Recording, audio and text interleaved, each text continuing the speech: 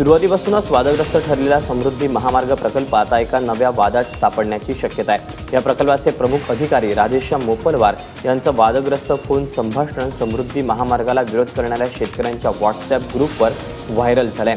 याची सत्यता एबीपी माझानं तपासलेली नाही, मात्र महाराष्ट्राची समृद्धी अशा भ्रष्ट अधिकाऱ्यांच्या हातात का दिली असा प्रश्न मुख्यमंत्री देवेंद्र फडणवीस यांना या शेतकऱ्यांकडून विचारला जातोय। मुंबई विद्यापीठाचे निकाल लावण्याची 5 ऑगस्टची दुसरी डेडलाईन हुकणार असल्याचं कुलगुरूंनी स्पष्ट केलं। त्यामुळे आता खुद्द कुलगुरू संजय देशमुखांना घरचा रस्ता दाखवला जाणार का असा प्रश्न निर्माण झालाय। दरम्यान अभाविप कार्यकर्त्यांनी काल शिक्षण मंत्री विनोद तावडेंची भेट घेतली। यानंतर शिक्षण मंत्री कुलगुरूंना घरी पाठवण्यासाठी अनुकूल असल्याचं अभाविप कार्यकर्त्यांनी सांगितलं। दरम्यान 5 ऑगस्टला निकाल लागला नाही तर विद्यापीठाला टाळलं असा इशारा राष्ट्रवादीचे आमदार जितेंद्र आव्हाड यांनी दिला आहे।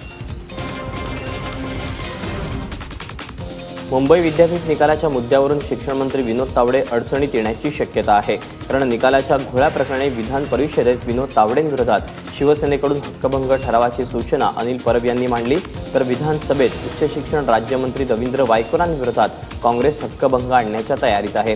विधान परिषदेत काल शिक्षण मंत्र्यांविरोधातल्या हक्कभंगावरील चर्चेदरम्यान धनंजय मुंडे आणि शिक्षक आमदार कपिल पाटील यांनी कुलगुरूंना हटवण्याची मागणी केली।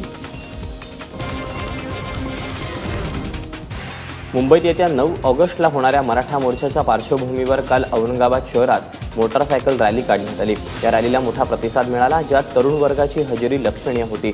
औरंगाबादच्या छत्रपती शिवाजी महाविद्यालयापासून या रॅलीला सुरुवात झाली। त्यानंतर गजानन महाराज मंदिर, seven hill, Kranti Chowk, Paithan gate मार्गे छत्रपती संभाजी महाराज पुतळ्याजवळ या रॅलीचा समारोप झाला। मुंबईतल्या मराठा मोर्चात अधिकाधिक लोकांनी सहभाग घ्यावा आणि या मोर्चाची जनजागृती व्हावी या हेतून ही बाईक रॅली काढण्यात आली होती। मुंबईतल्या ताडदेव मिलमधल्या एसआरए प्रकल्पातल्या एफएसआय घोटाळ्याप्रकरणी गृहनिर्माण मंत्री प्रकाश मेहता यांच्या अडचणींमध्ये भर पडली आहे, कारण या प्रकरणी प्रकाश मेहता यांच्या चौकशीचे आदेश खुद्द मुख्यमंत्र्यांनी दिलेत। खाजगी विकासकाला फायदा मिळवून देण्यासाठी प्रकाश मेहता यांनी नियमांची मोडतोड केल्याचा आरोप माजी मुख्यमंत्री पृथ्वीराज चव्हाण यांनी सभागृहात केला।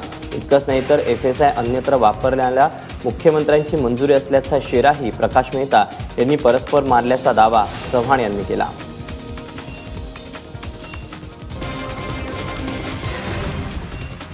ब्ल्यू व्हेल या जीवघेण्या गेमवरून विधानसभेत चर्चा झाली। ब्ल्यू व्हेल गेमच्या नादात अंधेरीत एका चिमुरड्यानं इमारतीवरून उडी मारून आत्महत्या केली होती। या घटनेची चौकशी करू आणि हा खेळ कसा थांबवता येईल यासाठी केंद्राशी चर्चा करू असं मुख्यमंत्र्यांनी विधानसभेत म्हटलं।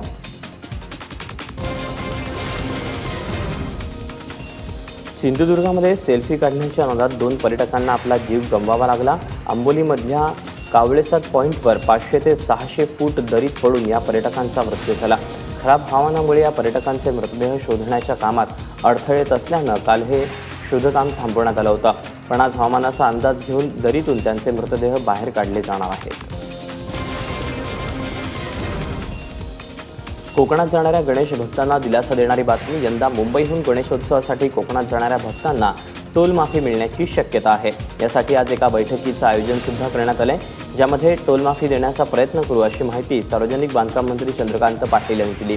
गेल्या वर्षीही कोकणात जाणाऱ्या गणेश भक्तांच्या छोट्या 4 चाकी गाड्यांना टोलमुक्ती देण्यात आली होती। धनगर आरक्षणासाठीही मुंबईत काल यशवंत सेनेच्या वतीनं आंदोलन करण्यात आलं। यशवंत सेनेचे अध्यक्ष पांडुरंग गडदे यांच्या नेतृत्वात जिजामाता उद्यान ते आझाद मैदानापर्यंत हा मोर्चा काढण्यात आला। दरम्यान या मोर्चासाठी परवानगी न घेतल्यानं सुरुवातीला पोलिसांनी आंदोलकांना अडवून धरलं, मात्र आंदोलन चिघळण्याची शक्यता लक्षात घेता पुढे आझाद मैदानाकडे मोर्चेकऱ्यांना जाऊ देण्यात आलं। महसूल दिनानिमित्त शेतकऱ्यांमध्ये ऑनलाईन सातबारासंदर्भात जागृती व्हावी या हेतूनं अकोल्याच्या जिल्हाधिकाऱ्यांनी अनोख्या पद्धतीनं उपक्रम राबवला।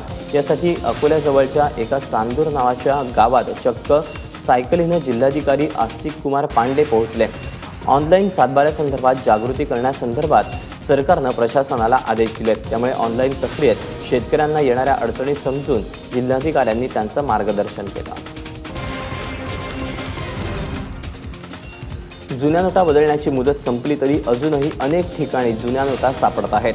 अनेक व्यापारी उद्योजक जुन्या नोटा बदलून घेत आहेत। नागपुरात 97 लाखांच्या जुन्या नोटांसह एका बिल्डरला अटक करण्यात आली, तर 2 जण 2 कोटींची रक्कम घेऊन पळून गेले। पोलीस त्यांचा शोध घेत आहेत।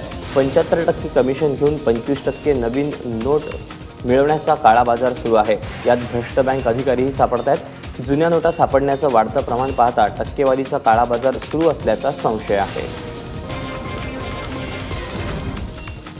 नांदेड जिल्ह्यातील लोहा विधानसभेचे शिवसेनेचे आमदार प्रताप पाटील चिखलीकर शिवसेनेला जय महाराष्ट्र करण्याची शक्यता आहे।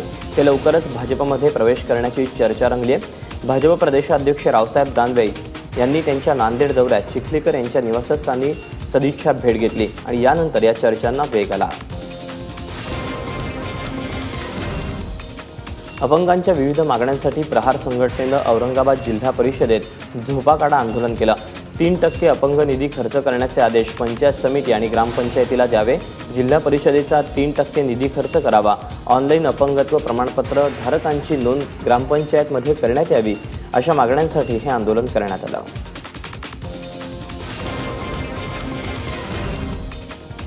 वाहनाच्या धडकेत वडिलांचा अपघाती मृत्यूला 10 महिने होत नाहीत, त्याच रस्त्याजवळ 19 वर्षीय मुलाचाही वाहनाच्या धडकेत मृत्यू झाल्याची दुर्दैवी घटना घडली। या घटनेनं नगरच्या राहुरी तालुक्यातील कोल्हार गावावर शोककळा पसरली आहे।